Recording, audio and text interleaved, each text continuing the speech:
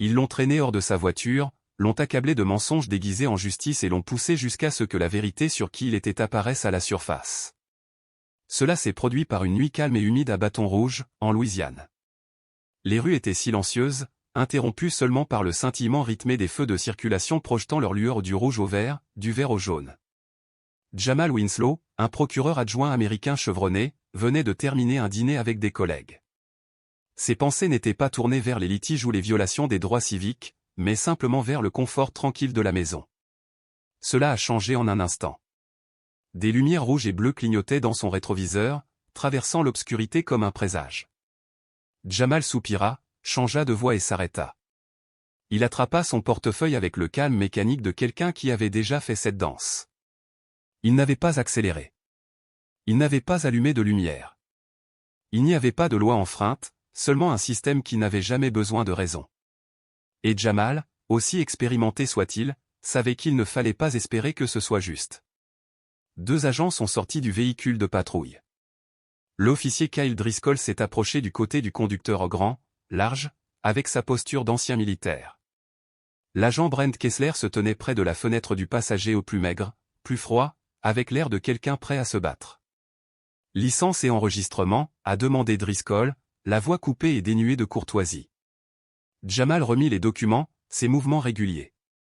Puis-je demander pourquoi j'ai été arrêté, il a demandé. Driscoll jeta un coup d'œil à Kessler, un échange silencieux s'effectuant entre eux.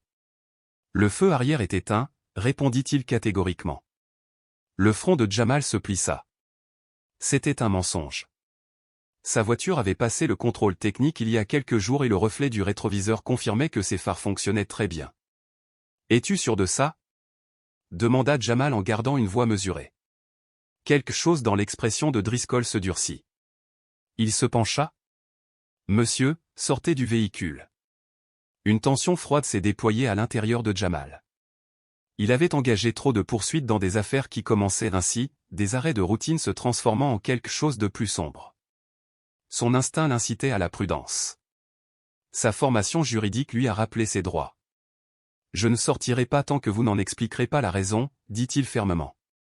Kessler sourit narquoisement, les doigts dérivant vers sa ceinture. Parce que nous l'avons dit. Jamal inspira lentement, calculant chaque mot. Il connaissait parfaitement la loi et l'avait fait respecter dans d'innombrables salles d'audience.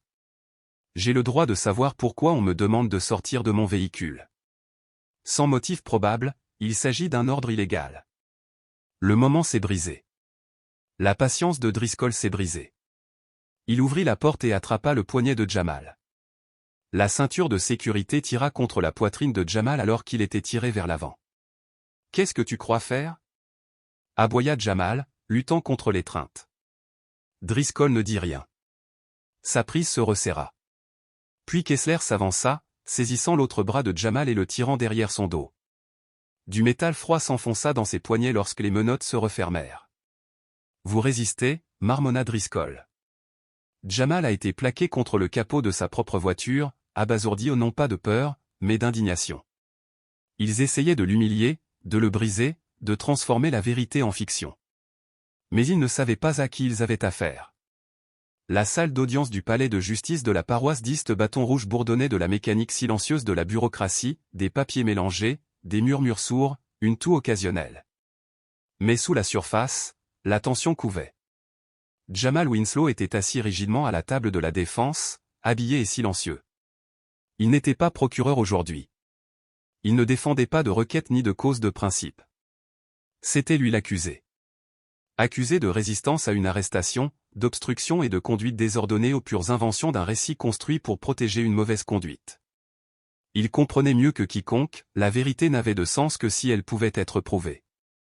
Depuis le banc, la juge Margaret Holloway a regardé vers le bas. Au milieu de la soixantaine, elle respirait le contrôle des décennies de décision et d'autorité judiciaire derrière son regard. Sa réputation la précédait, stricte, pragmatique et rarement sympathique. La façon dont elle l'a à peine reconnu a tout dit à Jamal. À la table du procureur, Richard Calloway se tenait avec une assurance raffinée. Sa cravate était droite, son sourire narquois pratiqué. Il se comportait comme un homme qui avait le poids du système derrière lui, ce qu'il a fait dans cette salle d'audience. Derrière lui étaient assis les agents Driscoll et Kessler, suffisant et silencieux. Votre honneur, commença Calloway, projetant la facilité, c'est une affaire simple. Un contrôle routier de routine s'est transformé en confrontation lorsque l'accusé est devenu non conforme et agressif envers les forces de l'ordre. Jamal expira lentement. L'arrogance était stupéfiante. Calloway tourna une page de ses notes. Les policiers ont donné des instructions claires. L'accusé a choisi d'intensifier les efforts, les obligeant à le maîtriser pour leur propre sécurité et celle des autres. Depuis la table de la défense, Thomas Rivera s'est levé. Jeune, surmené et sous-payé, Rivera était en feu là où le système attendait la démission. Objection, votre honneur. Il n'y a absolument aucune preuve que mon client était agressif. Annulé, a déclaré le juge Holloway, levant à peine les yeux. La mâchoire de Jamal se serra. La rapidité de cette décision est trop rapide, trop indifférente. Rivera s'est redressé et a continué. L'accusation ne dispose d'aucune séquence de caméra corporelle montrant mon client agissant de manière agressive. Il n'en existe aucune, car cela ne s'est jamais produit. Les agents ont aggravé leur situation sans motif, et le dossier le reflétera. Calloway sourit légèrement. Jamal était assis en silence, le cœur stable mais la détermination brûlante. On avait essayé de le réduire à un stéréotype, à un titre. Mais ils étaient sur le point de l'apprendre, il n'était pas qu'un nom inscrit sur un rôle. Il était la tempête qu'ils n'avaient pas vue venir. Les caméras corporelles ne fonctionnaient pas lors de l'arrestation. Pratique. L'accusation n'avait que les déclarations des policiers, et d'une manière ou d'une autre, cela a été jugé suffisant. Cela seul était, une preuve suffisante. Jamal faillit rire son incrédule et amer coincé dans sa gorge. Juste leurs paroles? C'était tout ce qu'il fallait? L'ironie était trop épaisse pour être ignorée. C'était la justice? L'agent Driscoll a été le premier à prendre la parole. Son discours était impeccable, poli comme un discours répété d'innombrables fois devant un miroir. L'accusé s'est montré combatif dès le début, a-t-il déclaré d'une voix douce comme du verre. Il a refusé de sortir du véhicule, a haussé la voix et a transformé la situation en quelque chose d'hostile. Chaque mot était un mensonge. Chaque phrase, une fiction soigneusement construite. Puis vint l'officier Kessler, hochant solennellement la tête tout en complétant le récit. Il s'est tendu. Nous avions peur pour notre sécurité. À ce moment-là, nous n'avions pas d'autre choix que de le retenir. Encore des mensonges. Juste des couches de tromperies empilées comme des briques dans un mur destiné à enterrer la vérité. Sous la table de défense, les doigts de Jamal se sont serrés en poings serrés. Il avait consacré toute sa vie professionnelle à éradiquer la corruption systémique, à combattre précisément ce type d'injustice. Et maintenant, il était là, piégé au centre de tout cela. La juge Holloway, l'expression tendue par l'impatience, leva à peine les yeux alors qu'elle s'adressait à la défense. Quelque chose de plus, monsieur Rivera? Rivera hésita un instant. Il connaissait ce juge. Je connaissais son dossier. Elle n'était pas vraiment connue pour son impartialité. Mais il ravala ses doutes, inspira et poursuivit son chemin. Oui, votre honneur. La défense appelle Jamal Winslow à la barre. C'était le moment. Jamal se leva lentement, tous les yeux de la salle d'audience se tournant vers lui. Il sentit le poids de leurs regards, certains curieux, d'autres sceptiques, beaucoup déjà en train de juger. Il redressa les épaules. Il ne faiblirait pas. Pas maintenant. Prenant la barre des témoins, il expira régulièrement pendant que le greffier le faisait prêter serment. Ses mains reposaient légèrement sur ses genoux, mais son esprit bouillonnait. Il n'était pas là simplement pour se défendre. Il était là pour dénoncer la pourriture. Le procureur Calloway s'avança, d'un pas délibéré, dégageant une confiance qui confinait à l'arrogance. Monsieur Winslow, diriez-vous que vous avez respecté les instructions des agents lors de votre contrôle routier? Jamal croisa son regard sans broncher, calme et contrôlé. J'ai demandé pourquoi on me disait de sortir de ma voiture. Ce n'est pas illégal. Calloway soupira théâtralement, jouant clairement le rôle du jury. Vous avez refusé d'obtempérer, n'est-ce pas? J'ai posé une question légitime, répondit Jamal d'un ton stable. Ce que j'ai parfaitement le droit de faire. Calloway haussa un sourcil, dirigeant un regard exaspéré vers le jury comme pour suggérer que Jamal était délibérément obtus. Et après plusieurs commandes, tu as toujours refusé. Jamal ne cligna pas des yeux. parce qu'il n'y avait aucune raison légitime de leur obéir. Le procureur se tourna vers le juge, expirant de façon dramatique, la frustration gravée dans chacun de ses mouvements. « Votre honneur, je pense qu'il est clair que l'accusé. » Mais Jamal se pencha légèrement en avant, d'une voix basse et égale. « Avant d'aller plus loin, il y a quelque chose dont je pense que le tribunal devrait être informé. » La pièce resta silencieuse. Une pause tomba comme un lourd rideau. Même Calloway fit une pause au milieu d'une phrase, son rythme étant perturbé. Pour la première fois, le juge Holloway a levé les yeux et a croisé les yeux de Jamal. De l'autre côté de la pièce, les sourcils de Rivera se froncèrent de confusion, la tension s'inscrivant dans sa posture. Sans se presser, Jamal fouilla dans sa mallette. Lentement, délibérément, il récupéra un petit objet et le plaça sur le support devant lui. Son insigne simple, officiel, est soudain l'objet le plus puissant de la pièce. « Je m'appelle Jamal Winslow, dit-il, sa voix suffisamment aiguë pour trancher l'air épais. Je suis procureur adjoint des États-Unis pour le district sud. » Le silence était tonitruant. La salle d'audience s'est figée dans le temps. La bouche du juge Holloway s'ouvrit légèrement, son marteau suspendu dans les airs mais immobile. De l'autre côté de la table du parquet, les officiers se sont raidis sur leur siège. La jambe de Kessler rebondit de manière incontrôlable. Driscoll serra la mâchoire. Le visage de Calloway s'est vidé de ses couleurs. « Excuse-moi, balbutia le procureur. » Jamal pencha légèrement la tête, les yeux rivés sur les siens. « Est-ce que j'ai bégayé ?» L'atmosphère a changé en un instant. Le jury se pencha, fasciné. Les doigts du sténographe planèrent dans les airs, momentanément immobiles. Même Rivera avait l'air comme si le sol s'était effondré sous lui. « Vous êtes procureur fédéral ?» La voix de Calloway se brisa légèrement. Jamal a pris sa carte d'identité et la brandit. « C'est ce que ça dit, n'est-ce pas ?» Et à ce moment-là, toute l'affaire, chaque mensonge, chaque performance, chaque hypothèse s'est effondrée en poussière. La juge Holloway se pencha en arrière sur sa chaise, les lèvres tendues et sans expression. Le poids du moment pesait lourdement sur ses épaules. Elle a compris, avec la clarté de quelqu'un qui regarde au bord d'un précipice, qu'une décision rendue aujourd'hui contre Jamal sans tenir compte de son témoignage et se ranger du côté des policiers ne disparaîtrait pas simplement dans les archives des affaires oubliées. Non, cela déclencherait un scandale public. Cette salle d'audience avait cessé d'être simplement un lieu de droit, il s'était transformé en une arène volatile, chargée de tension. Et Jamal, en disant la vérité face à un pouvoir en uniforme, venait de frapper l'allumette. Un silence suffocant enveloppait la pièce. Personne n'osait respirer. Les doigts du juge Holloway s'enroulèrent étroitement autour du marteau, les jointures blanches de retenue. Elle ne l'a pas fait tomber, pas encore. Son esprit s'emballait, calculant tous les angles. Ce n'était plus une simple procédure judiciaire. C'était un pari à gros enjeux, et un seul faux pas pourrait faire exploser toute sa carrière. À la table du procureur, Calloway déglutit, son attitude autrefois raffinée s'effondrant. La confiance suffisante qu'il portait comme une seconde peau avait disparu, ne laissant derrière lui qu'un malaise. Il jeta un coup d'œil vers les deux officiers. Driscoll et Kessler, auparavant inébranlables dans leur arrogance, semblaient désormais déconcertés, comme des écoliers pris en flagrant délit de mensonge. Jamal regardait calmement le déroulement, une scène familière se déroulant devant lui. Il en avait déjà été témoin à maintes reprises à huis clos, dans des salles de conseil d'administration d'entreprise, lors de discussions privées entre procureurs lorsque la vérité menaçait de perturber le statu quo. Seulement cette fois, c'est lui qui a poussé le système à ses limites. Je n'étais pas au courant de cette information, marmonna Calloway, feuilletant frénétiquement ses dossiers comme un noyé à la recherche d'un radeau de sauvetage. Votre honneur, Mais Holloway leva brusquement la main, lui coupant la parole. Ses yeux, pour la première fois, se fixèrent sur ceux de Jamal avec une intensité indubitable.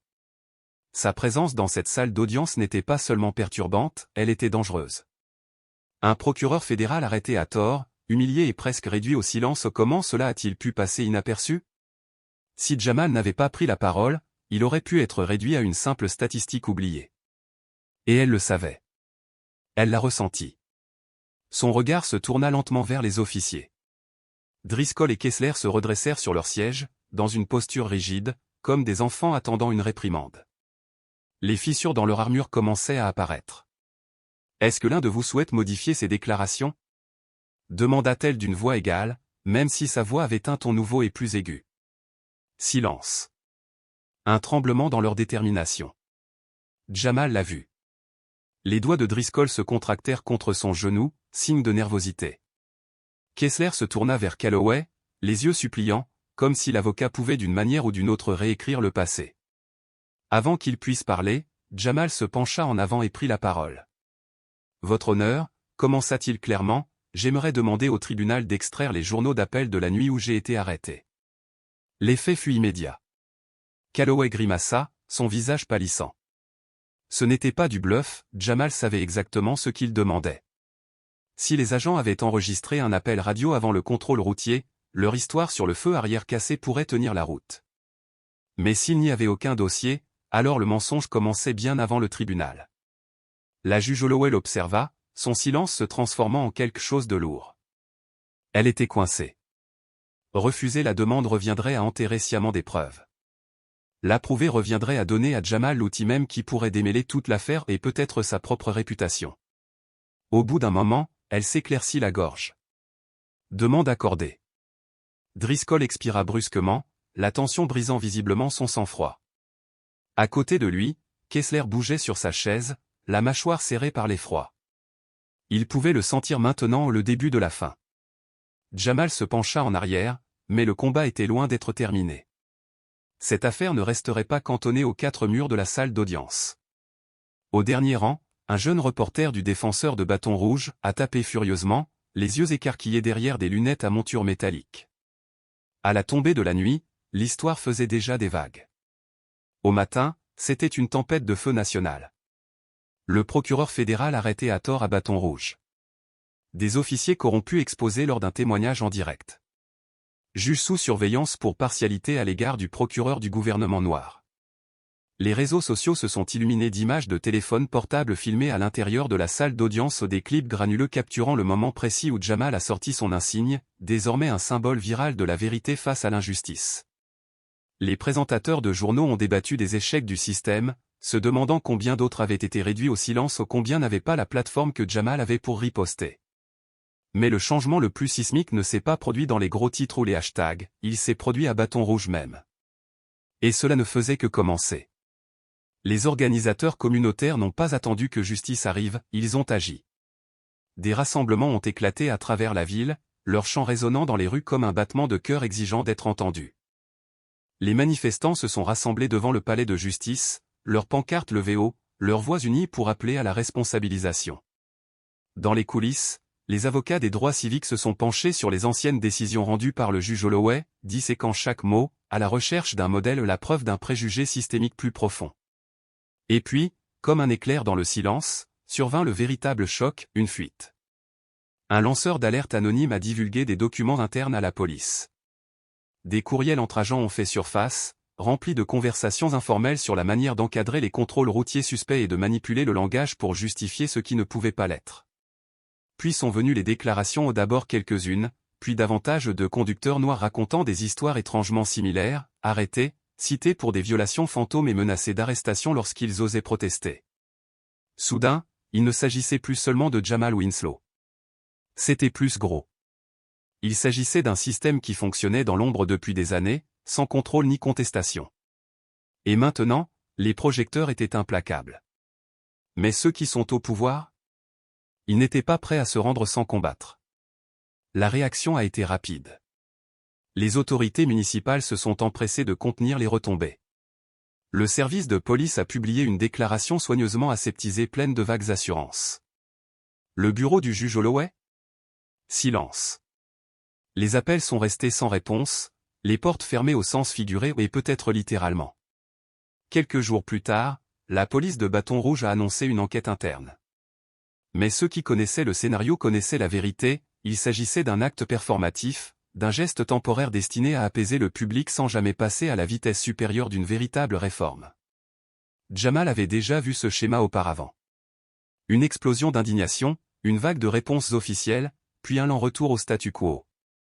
Mais cette fois, c'était différent. Le public ne voulait pas le lâcher. La pression montait comme une tempête refusant de passer. Un éminent avocat des droits civiques a déposé une plainte fédérale, représentant non seulement Jamal mais d'autres qui l'ont précédé, ceux qui ont été réduits au silence par la peur, par les menaces, par le poids du pouvoir institutionnel. Les dirigeants communautaires ont exigé plus que des excuses. Ils ont demandé la destitution du juge Holloway. Les manifestants sont devenus plus bruyants et plus organisés. Ils occupaient les marches du palais de justice et les réunions municipales, leur présence impossible à ignorer. Puis vint le tournant. L'affaire a été retirée des mains locales et transmise au procureur général de la Louisiane pour examen indépendant. Jamal était assis seul dans son appartement, regardant se dérouler la conférence de presse en direct. Son téléphone sonnait sans arrêt. Des journalistes, des avocats et d'autres victimes lui tendaient la main, leurs histoires étant étrangement similaires aux siennes. Pour la première fois, on eut l'impression que la forteresse allait se fissurer. Il ne s'agissait plus d'optique ou de confinement. La vérité s'était frayé un chemin jusqu'à la lumière. Et ceux qui s'étaient cachés derrière des badges et des bancs manquaient d'endroits où se cacher. Le juge Holloway le savait. Lorsque Jamal est revenu dans la salle d'audience pour le verdict final, tout avait changé, y compris elle. La femme qui le regardait autrefois avec ennui était désormais assise avec rigidité, les yeux lourds sous le poids de ceux qui se trouvaient devant elle. Ce n'était pas simplement une autre affaire inscrite à son rôle, c'était un règlement de compte. Une décision qui restera dans les mémoires. S'accrocherait-elle au rouage du système ou entrerait-elle dans l'espace inconfortable de la justice? La salle d'audience s'est arrêtée. Holloway s'éclaircit la gorge, ses mains tremblant légèrement alors qu'elle saisissait ses notes. Les dernières semaines pesaient sur elle comme un nuage d'orage, pression médiatique, fuite de preuves, colère du public. Sa voix était calme mais décisive. Après avoir examiné les preuves, le tribunal déclare l'accusé. Elle fit une pause, juste un temps plus long que prévu. Non coupable. Une douce vague de soulagement traversa le corps de Jamal, mais il ne bougea pas, ne sourit pas. Pas encore. Parce qu'il ne s'agissait pas seulement de lui. Pas plus. Les officiers, autrefois suffisants dans leur immunité, étaient désormais pâles et rigides. Les mains de l'agent Kessler étaient serrées sur ses genoux, son sang-froid se brisant. Driscoll, plus arrogant, se pencha en avant pour protester. Votre honneur, nous. Elle leva brusquement la main. Le tribunal transmettra également tous les documents pertinents au bureau du procureur de l'État pour un examen plus approfondi. Le silence explosa. Des halètements. Des murmures. Le cliquetis furieux des claviers depuis le banc de presse. Pour une fois, le système avait tourné son objectif vers l'intérieur. La responsabilité n'était pas détournée où elle était exigée. Jamal se leva lentement. Son avocat lui tapota fermement l'épaule, mais les yeux de Jamal n'étaient pas rivés sur lui. Il scruta la salle d'audience vers les officiers qui avaient autrefois tenté de le faire taire, vers le procureur Calloway dont la certitude s'était flétrie, et enfin vers le juge Holloway, qui pendant des années a écarté des voix comme la sienne jusqu'à ce que la vérité ne lui laisse d'autre choix. Mais surtout, Jamal a pensé à ceux qui ne sont jamais arrivés aussi loin. Ceux qui étaient assis à la place de cet accusé, sans caméra, sans avocat, sans voix. Ceux qui avaient été brisés et enterrés par le même système. Alors qu'ils sortaient dans la lumière, les flashs des appareils photo ont illuminé les marches du palais de justice. Les journalistes ont appelé son nom. Les supporters ont applaudi. Mais Jamal ne sourit pas. Ce n'était pas un triomphe. C'était une confirmation. De ce qui s'était toujours produit ou rarement reconnu. Et il savait que ce n'était pas fini. Pas pour lui. Pas pour les autres encore prisonniers du silence et de la peur. Pas pour un système qui continue de lutter pour se protéger. Il entra dans la foule, où les chants montaient comme le tonnerre. Ils ne faisaient pas la fête, ils étaient exigeants.